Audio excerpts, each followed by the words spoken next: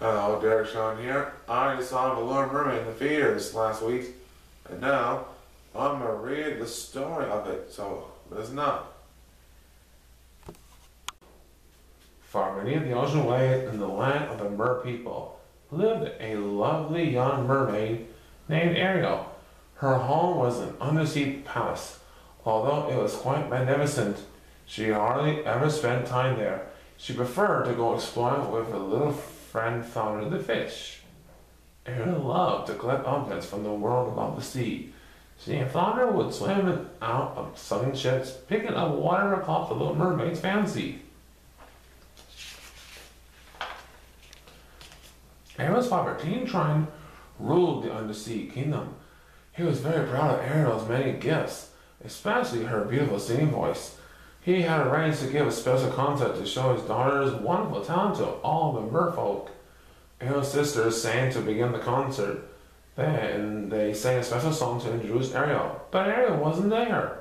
Trine was not pleased. How could Ariel have forgotten to show off her own debut?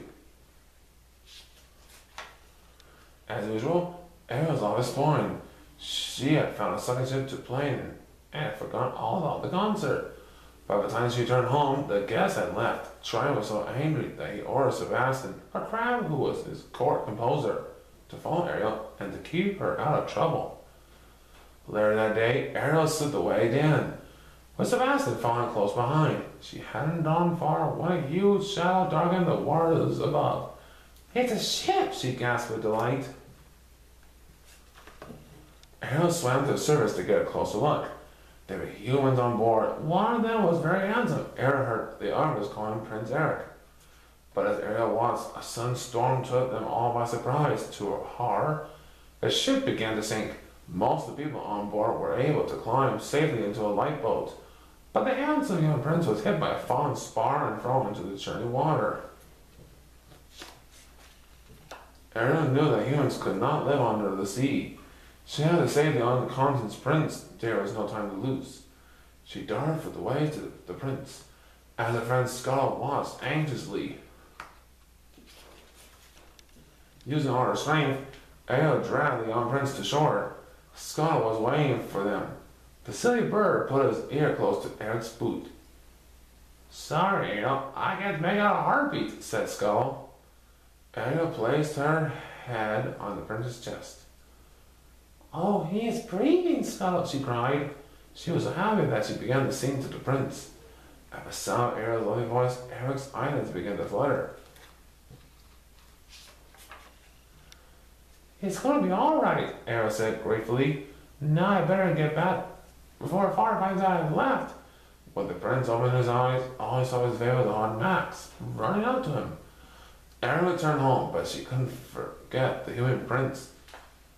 As she sat thinking about him, two evil eels named Flosser and Jessup watched her with their cunning eyes. "Come with us," they called sweetly. "We know someone who can help you." Ariel followed the slippery eels. Before she knew it, she was inside a deep, dark cave of Ursula the Sea Witch. Ursula knew how much Ariel missed Eric. She told the young mermaid that she could help her visit him for a price. "I'll make you human so you can visit your young man," Ursula said. "But you must get him to follow and kiss you before the sunset on the third day. If you fail, you will turn back into a mermaid and return to sea as my slave." Then Ursula laughed wickedly. "Well, one thing, you must leave your voice with me." Poor Ariel, she would have done anything to see the young prince again. So she signed the agreement. Then the evil witch locked Ariel's beautiful voice inside a magic seashell so that she wore around her neck. Flounder and Sebastian watched in amazement as Ursula's magic powers changed Ariel into a human girl. Suddenly Ariel could no longer live underwater.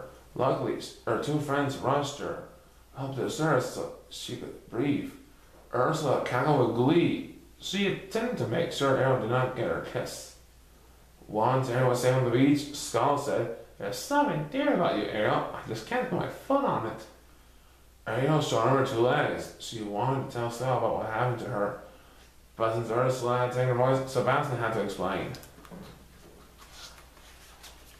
When Ariel tried to stand, she found that balancing on her 2 legs was harder than it looked. "You can do it," said Saul. "Just watch me." Sebastian shook his head in disbelief.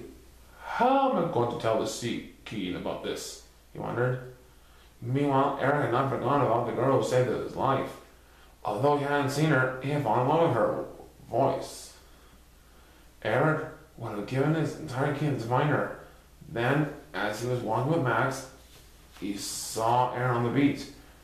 "Have we met before?" Eric asked. His heart skipped a beat, but his hopes were soon dashed. When he found that Eric could not speak, she can't be the one he thought.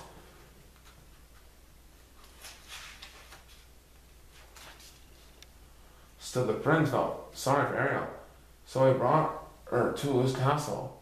His sons fed her and gave her the pretty clothes to wear. The next day, the prince took Ariel for a coach ride through his kingdom. "She's so lovely," Eric said to himself. "If only she was the girl I've been searching for." The next day, the prince took Eric for a boat ride. "There isn't much time," thought Ariel. "If he doesn't kiss me soon, I will become Ursula's slave."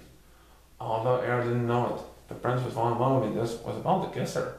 But Flotsam and Jetsam had been watching them. They tipped the boat over and sent the young couple tumbling into the water before Ariel could get her kiss.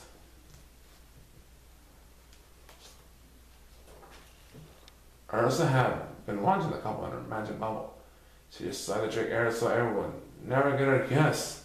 The witch transformed herself into a beautiful girl. With Ariel's voice, long inside the seashell necklace, Ursula would sound just like Eric's true love. The following day, as Ursula walked along the beach, the sound of Eric's beautiful voice filled the air. Eric could hardly believe his ears. The girl who had saved his life had finally come back to him. Quickly, the sea witch put a spell on Eric, and he decided to marry her right away. Ursula's nasty trick had worked. She and Eric were to be married on the ship that very day. In her cabin, Ursula laughed as she looked at her true reflection in the mirror. Luckily, Scuttle saw Ursula's real reflection too. Scuttle and Thunder rushed off to find Ariel and tell her all about the sea witch's latest trick. "Don't worry, Ariel, we'll help you," said Scuttle as Thunder pulled her out to the ship.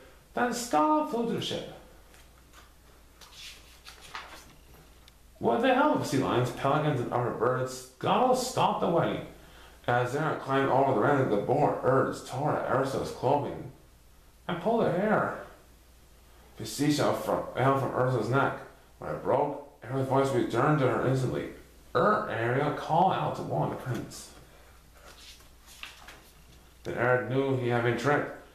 But time had run out. The sun had started to set, and Ariel was already turned back to a mermaid. "You belong to me now," gloated Ursula, who had turned back into her mean, ugly self. She grabbed Ariel and slid her into the sea, but Eric was not about to let Ariel slip away this time. Grabbing a harpoon, he dived into the sea and hurled it at the sea witch. That made Ursula angrier than ever. She transformed herself into a huge monster and tried to crush poor Ariel and the prince. With her black tentacles, Ariel clutched the little mermaid to him, trying to protect her from the witch's fury. Eric knew he had to do something, and fast. Climbing aboard a ship that Ursula's angry dragon had raised from the bottom of the sea, he grabbed the wheel. He aimed the ship's prow at Ursula and sailed at full speed ahead. As the boat struck the witch, she let out a terrible scream, and she was gone.